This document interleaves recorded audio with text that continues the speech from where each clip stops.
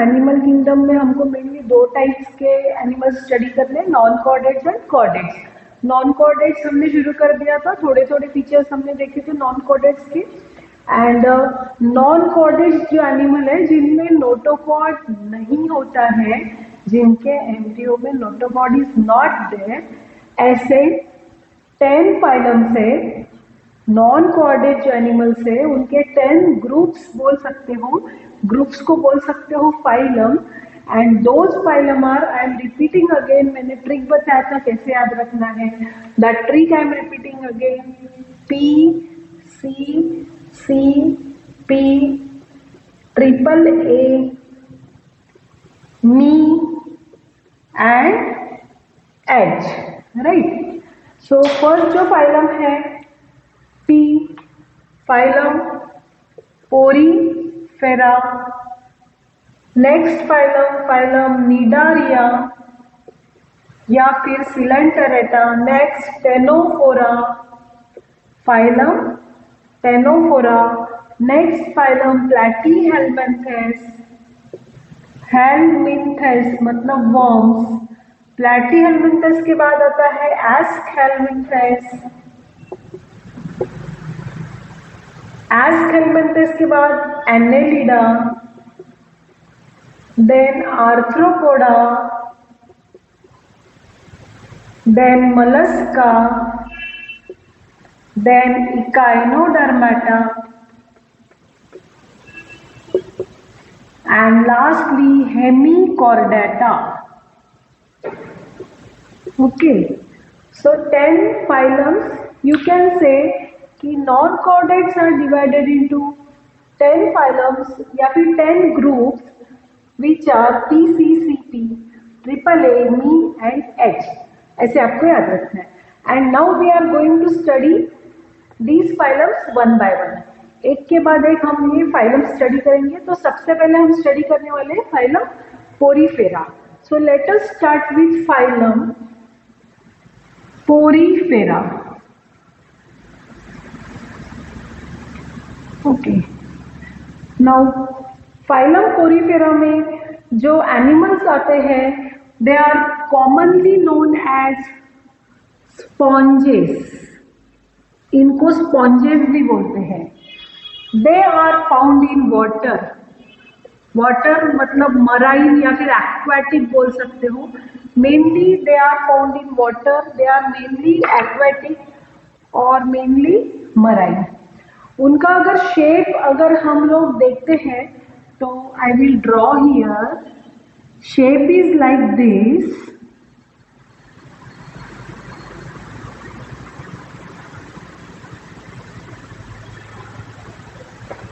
They look like this.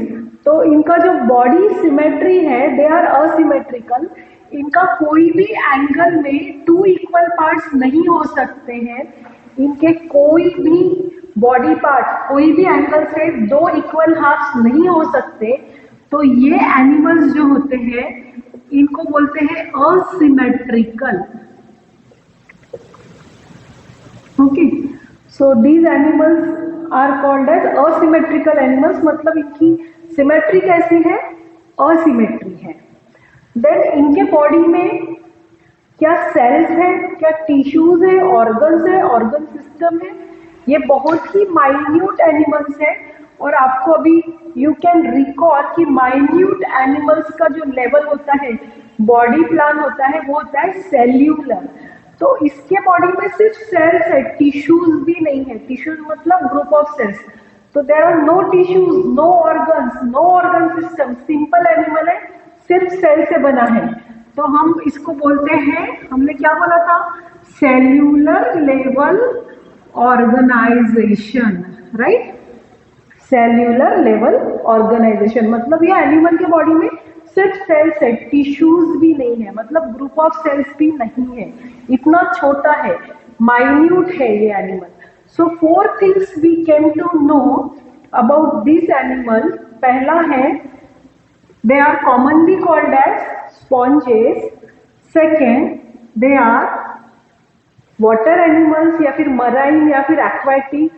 Thirdly, they are asymmetrical, and fourthly उनका जो level of organisation है वो क्या है, सेल्यूलर है। सेल्यूलर मतलब ये जो एनिमल्स है वो बहुत सिंपल एनिमल्स है। Okay, now next main point, you note down this. Now next main feature of these organism. Okay, नाम ही है ना इसका, ये एनिमल्स का जो फाइलम है, फाइलम का नाम क्या है, फाइलम पोरीफेरा, मतलब पोर्स ऑन द बॉडी। तो ऑब्वियसली इनकी ये जो बॉडी वॉल है उसके ऊपर क्या रहने वाले, पोर्स रहने वाले। तो इसमें से मैं I will select one out of this and I will draw one. So suppose ये वाला पार्ट मैं यहाँ पे ड्रॉ कर रही हूँ। तो इनके बॉडी के ऊपर छोटे छोटे पोर्स है, पोर्स मतलब ओपनिंग्स, ठीक है। ये जो पोर्स है, पोर्स को ही हम क्या बोलेंगे, ओपनिंग्स। छोटे छोटे ओपनिंग्स है, इन्हीं को बोलते हैं ऑस्टिया। ये छोटे छोटे ओपनिंग को क्या बोलते हैं, ostia.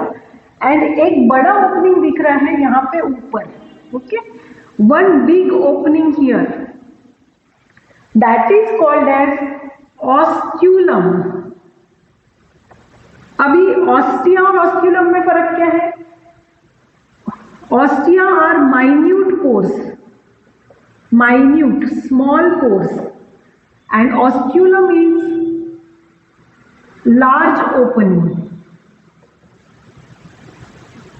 Ostia are small openings. Ostia are many, बहुत सारे। Osculum क्या है, सिर्फ वन है। Many openings, बहुत सारे openings Ostia, and ये Osculum जो है it is only one. Okay, so make it very clear कि ये जो स्पॉन्जेस है इनके बॉडी के ऊपर छोटे छोटे ओपनिंग्स है, छोटे छोटे पोर्स है, those are called as ostia, and one big opening is called as osculum. Okay, so this is the body structure of sponges. Notice body में अभी हमने देखा, just now we have seen, जो छोटी छोटी ओपनिंग्स होती है those are called as ostia, and one big opening is called as osculum। और ये हमको कहाँ से दिख रहा है, बाहर से, from outside we can see ostia and we can see osculum. Now हम इनके बॉडी के अंदर की बात करते हैं कि इनके बॉडी के अंदर क्या है। तो when I dissect this body, तो यहाँ पे ये जो स्पॉन्ज है इसके बॉडी के अंदर की बात कर रही हूँ।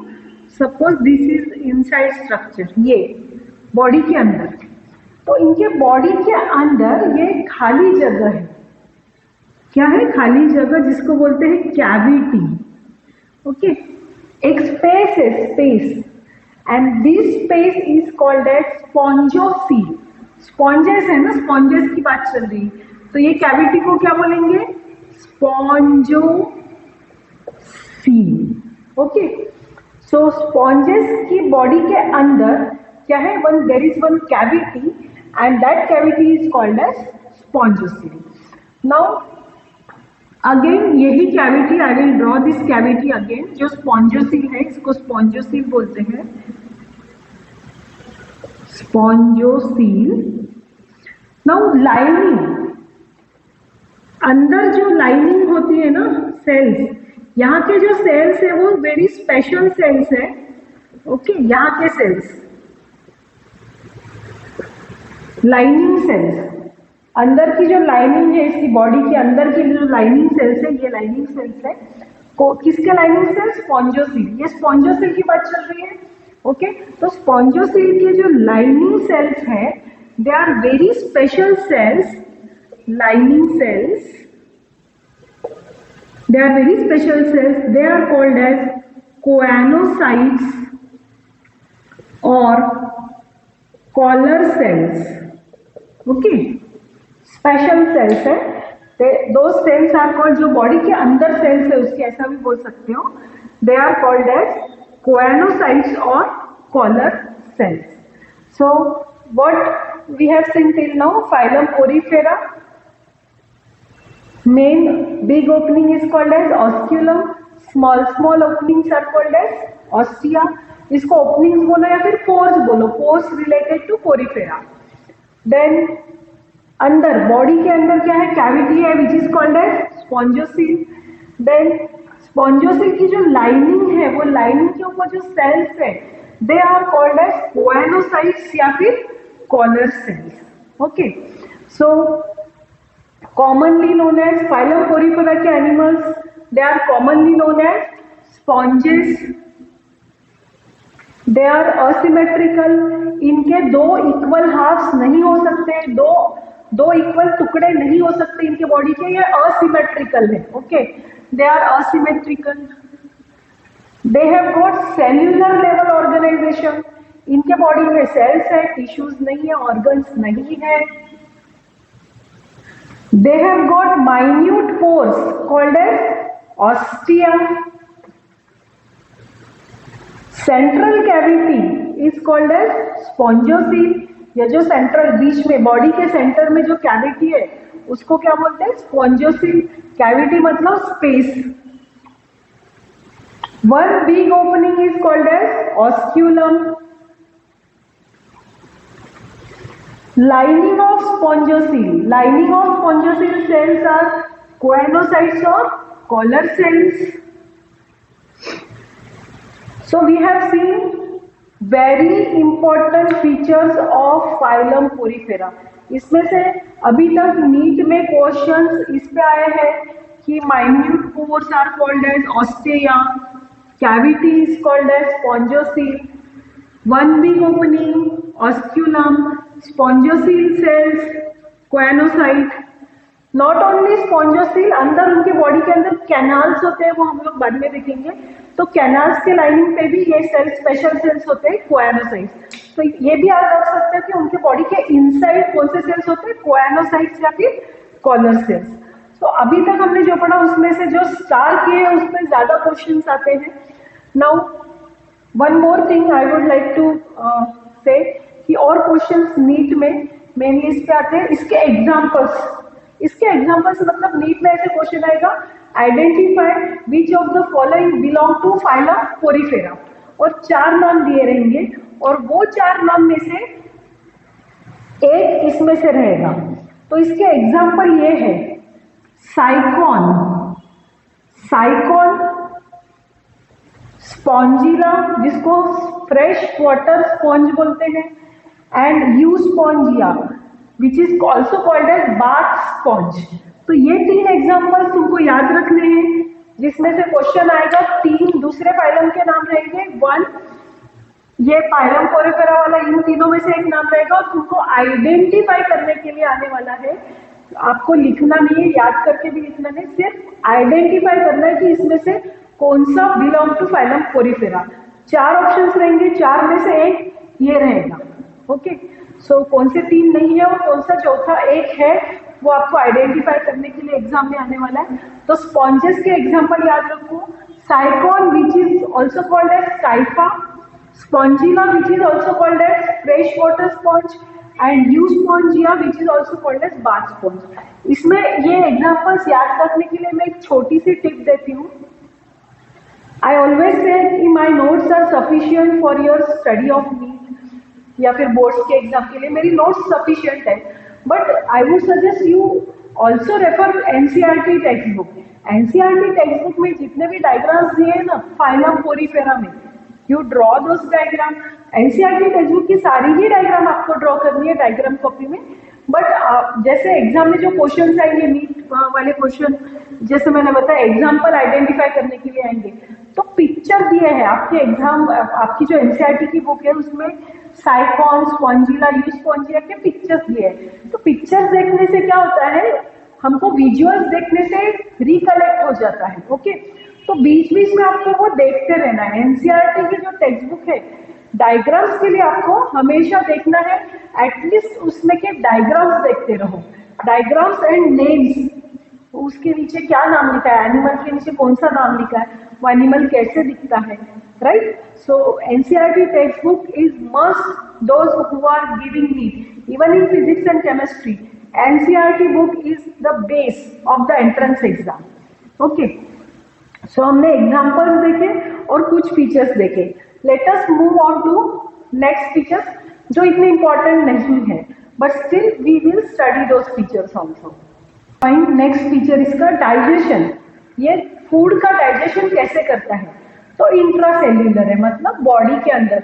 जैसे याद करो हमने किंगडम फंगाई में पढ़ा था, फंगस जो होता है वो खाना जो है खाने को बॉडी के अंदर नहीं लेता है, बाहर ही बॉडी के बाहर ही खाने पे वो क्या सिक्रीट करता है? एसिड सिक्रीट करता है. एसिड सिक्रीट करके जो फूड है वो बाहर ही डाइजेस्ट करता है और डाइजेस्टेड फूड फिर वो उसके बॉडी के अंदर एब्जॉर्ब करता है. याद करो, इफ यू रिकॉल, फंगस जो होते हैं वो खाने को बॉडी के बाहर डाइजेस्ट करते हैं. कैसे डाइजेस्ट करते हैं? खाने के ऊपर वो एसिड सिक्रीट करते हैं एंड जब बाहर डाइजेस्ट हो जाता है खाना, then they absorb that digested food. उसको बोलते हैं एक्स्ट्रा सेल्यूलर डाइजेशन. मतलब एक्स्ट्रा मतलब बाहर, इंट्रा मतलब अंदर. तो ये जो स्पॉन्जेस है ये इंट्रा सेल्यूलर डाइजेशन करते हैं, मतलब खाने को अंदर लेते हैं अपने बॉडी के अंदर. जैसे हम लोग इंट्रासेल्युलर डाइजेशन करते हैं, वी ईट द फूड, वैसे ये भी खाना खाते हैं. खाना खाते हैं मतलब बॉडी के अंदर लेते हैं खाने को और बाद में उसको डाइजेस्ट करते हैं. तो डाइजेशन इज इंट्रासेल्युलर. इसका मतलब समझ गया? डाइजेशन इंट्रासेल्युलर मतलब खाने को अंदर लेके फिर डाइजेस्ट करेंगे. ठीक है. नाउ नेक्स्ट, जैसे हमारे बॉडी में, ऐसा सोचो कि हमारे बॉडी में अगर बोन्स नहीं होती तो क्या होता? बोन्स का मतलब क्या है? Skeleton, right. अगर हमारी बॉडी में बोन्स ही नहीं है तो हमारी बॉडी कोलैप्स हो जाती है, राइट. हम ऐसे लिम्प रहते, लिम्प मतलब कोलैप्स, नीचे गिर जाते ना. बिकॉज ऑफ द स्केलेटन हम लोग खड़े हो सकते हैं, we can walk, right, we can run. तो हमारे बॉडी में जो बोन्स है उसको क्या बोलते हैं? स्केलेटन. तो वैसे ही ये भी एनिमल के बॉडी में बोन्स है, बट वो बहुत छोटी छोटी बोन्स है, माइन्यूट बोन्स है एकदम से, जिसको स्केलेटन बोलेंगे. और वो जो स्केलेटन है इसका, सपोज ऐसा कंसीडर करो, इमेजिन करो, यहाँ पे ये बोन्स है उसकी, दीज आर द बोन्स, ये स्केलेटन है. और जैसे हमारी बोन्स किससे बनी है? कैल्शियम एंड फॉस्फोरस से, मेनली कैल्शियम से हमारी बोन्स बनी है. तो इसकी जो बोन्स है या फिर इसका जो स्केलेटन है ये बना है स्पिक्यूल्स से, स्पिक्यूल्स या फिर स्पॉन्जिन फाइबर्स से. स्पॉन्जिन फाइबर्स मतलब, फाइबर्स का मतलब होता है धागा, थ्रेड लाइक स्ट्रक्चर. तो हमारे बोन्स जैसी हार्ड नहीं होती है इसकी बोन्स, सॉफ्ट होती है. स्पॉन्जिन फाइबर्स या फिर स्पिक्यूल्स से बनती है. थ्रेड बोल सकते हो, इसकी बोन जो होती है वो धागे जैसी होती है, ऐसा भी बोल सकते हैं, क्योंकि बहुत ही माइन्यूट एनिमल है. कैल्शियम की बोन्स नहीं रहेगी, स्केलेटन कैल्शियम से नहीं बना है, इतना याद रखना. Skeleton is made up of spicules and spongin fibres. Spicules और स्पॉन्जिन फाइबर्स से बना है स्केलेटन. सो डाइजेशन इंट्रासेल्युलर है, बॉडी के अंदर फूड लेता है. स्केलेटन किससे बना है? स्पिक्यूल्स या फिर spongin fibres.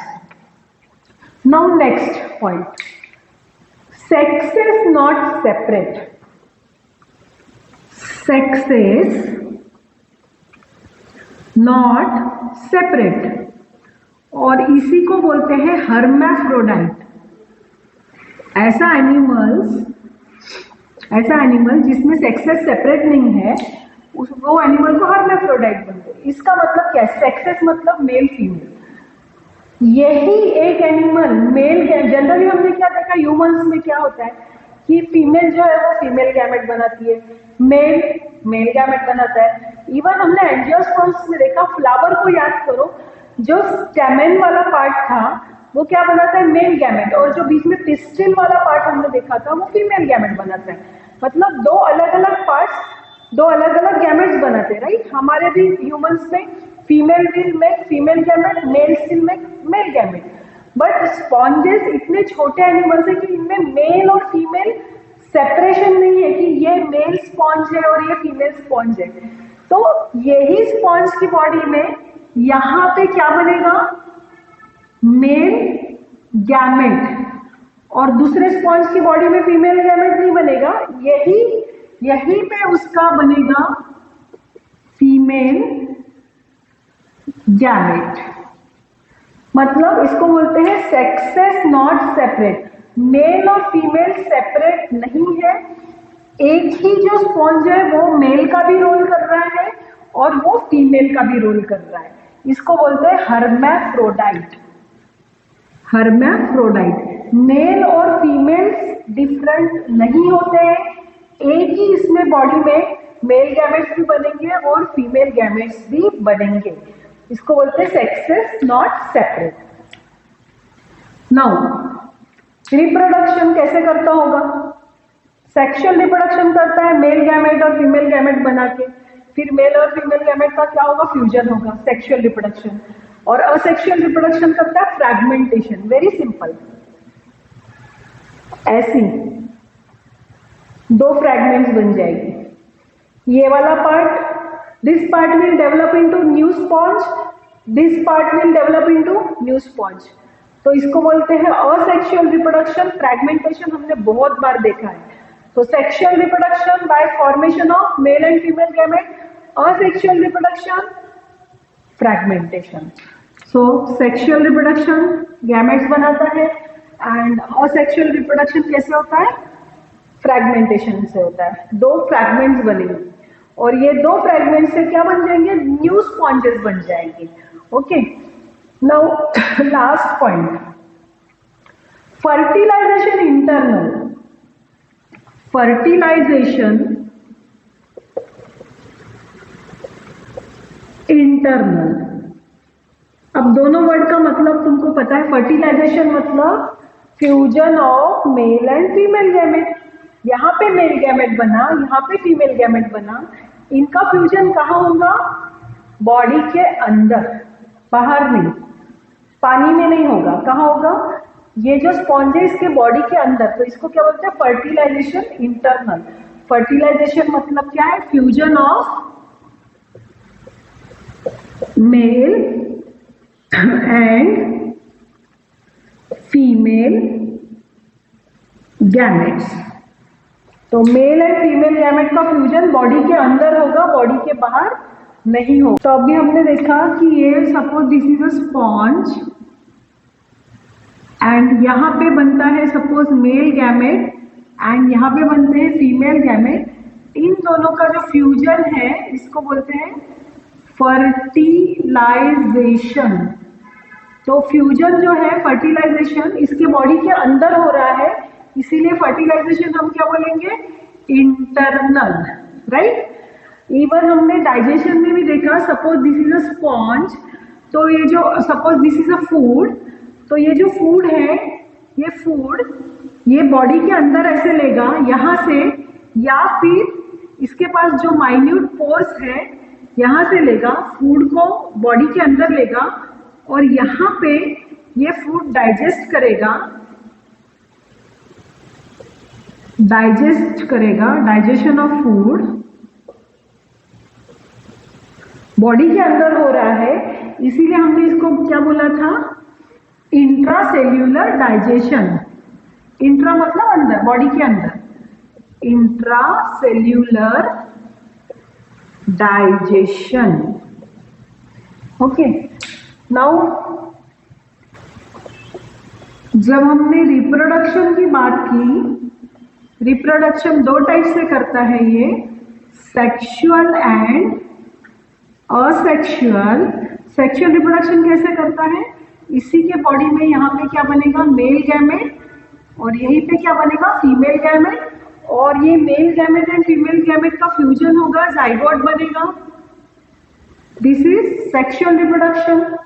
And asexual reproduction में क्या होगा कि ये जो स्पॉन्ज है इसकी फ्रैगमेंट्स बन जाएगी, इसको बोलते हैं फ्रैगमेंटेशन।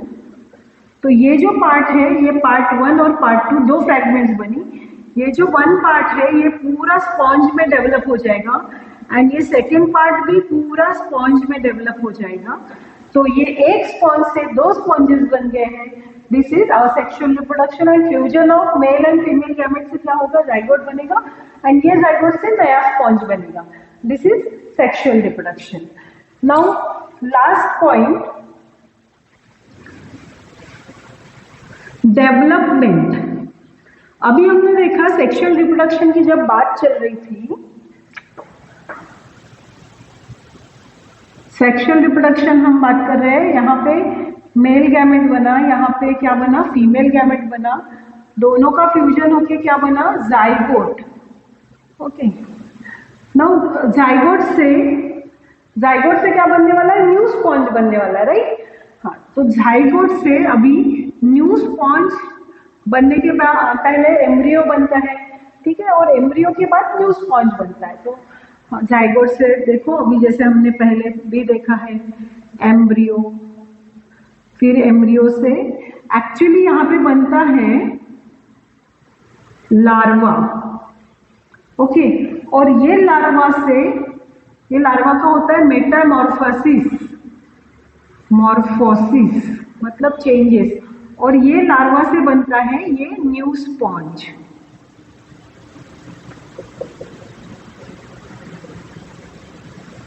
ओके, तो ये जो इसको हम एडल्ट स्पॉन्ज बोल सकते हो, एडल्ट स्पॉन्ज। तो ये वाली स्टेज देखो, ये वाली लार्वा वाली स्टेज और न्यू स्पॉन्ज वाली स्टेज देखो। ये लार्वा मैंने एटलीस्ट ऐसे तो भी शेप निकाला है, but I will draw it like this. ये लार्वा और इसमें बहुत ज्यादा डिफरेंस है, बहुत ज्यादा देखो चेंज है। तो ऐसा जब होता है, जब लार्वा और एडल्ट बहुत डिफरेंट होता है, मतलब इसमें कितना चेंज आया होगा, बहुत सारे चेंजेस हुए होंगे, मेटामॉर्फोसिस हुआ होगा, तब जाके ये ऐसे बना। ये जो है ये ऐसे कब बना, बहुत सारे चेंजेस होंगे। तो ऐसे डेवलपमेंट को बोलते हैं इनडायरेक्ट डेवलपमेंट। ऐसे डेवलपमेंट को हम क्या बोलेंगे, indirect development. What is indirect development? Development is indirect, larva different then adult. ये जो लार्वा है वो एडल्ट से बहुत ही डिफरेंट है, बहुत ज्यादा डिफरेंट है। ऐसे डेवलपमेंट को बोलते हैं indirect development. This is called as indirect development. फिर डायरेक्ट डेवलपमेंट क्या है? डायरेक्ट डेवलपमेंट में क्या होता है, जो लार्वा होता है ना वो बिल्कुल ऐसा ही रहेगा, छोटा रहेगा, और फिर बड़ा बड़ा होकर ऐसे होगा, उसको डायरेक्ट डेवलपमेंट बोलते हैं। बट मोस्टली अभी जितने भी एनिमल्स हम देखेंगे ना, सब में इनडायरेक्ट डेवलपमेंट ही रहेगा। ओके, मोस्टली इनडायरेक्ट रहेगा, कुछ कुछ एनिमल्स में direct development. What is indirect development? Indirect development means larva is different then adult. और व्हाट इज लार्वा? हमने अभी देखा फ्यूजन हुआ, female gamete and male gamete का क्या बना, जाइगोट। जाइगोट से एम्ब्रियो, एम्ब्रियो से क्या बना, लार्वा। लार्वा ही मतलब न्यू स्पॉन्ज है, बट उसका अर्ली स्टेज है। ओके, अभी इसका धीरे धीरे और ग्रोथ हुआ और फिर वो ऐसे बन गया एकदम से। तो इसमें और इसमें बहुत ही ज्यादा चेंज है ना, इसके स्ट्रक्चर में और इसके स्ट्रक्चर में। इसको बोलते हैं indirect development. So those were the important points regarding phylum Porifera. एक स्पेशल फीचर है पोरीफेरा का, जिसपे क्वेश्चंस आते हैं, that we are going to discuss now, जो जिसको बोलते हैं water transport system. But make sure कि ये सारे features, there is no doubt regarding all these features are clear to you now. आपको क्या करना है एनिमल किंगडम में, अभी ये 10 फाइलम से 10 फाइलम का स्टडी करना है। इतने सारे फीचर्स, हर एक फाइलम के इतने फीचर्स रहने वाले हैं। अभी याद कैसे रखोगे? तो the only solution is keep on reading whenever you have time. बीच बीच में एक एक फाइलम के फीचर्स पढ़ते जाओ। वैसे तो मैंने नोट्स में शॉर्टली वो फीचर्स दिए हैं, मैं ट्रिक्स भी बताऊंगी कैसे याद रखना है। बहुत सारे फीचर्स तो मैं ट्रिक से ही याद करा दूंगी, बट आपको क्या करना है, ये जो अपने ये वाले पॉइंट्स जो मैंने अभी यहाँ पे लिखा के दिया ऑन द बोर्ड, जो अपने कॉपी में नोट डाउन किए हैं, यू रीड दैट ऑफन। जब तक आपकी नीट की एग्जाम नहीं होती है तब तक बीच बीच में ये रीड करते जाओ, वेरी इंपॉर्टेंट पॉइंट्स। उसमें आपने फिर बुक भी नहीं पढ़ा तो भी चलेगा। बुक किस लिए रेफर करना है? डायग्राम्स के लिए बुक रेफर करो।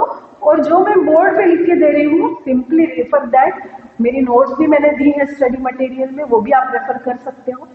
सो let us move on to last feature. अब फाइलम पोरीफेरा का लास्ट फीचर देखते हैं।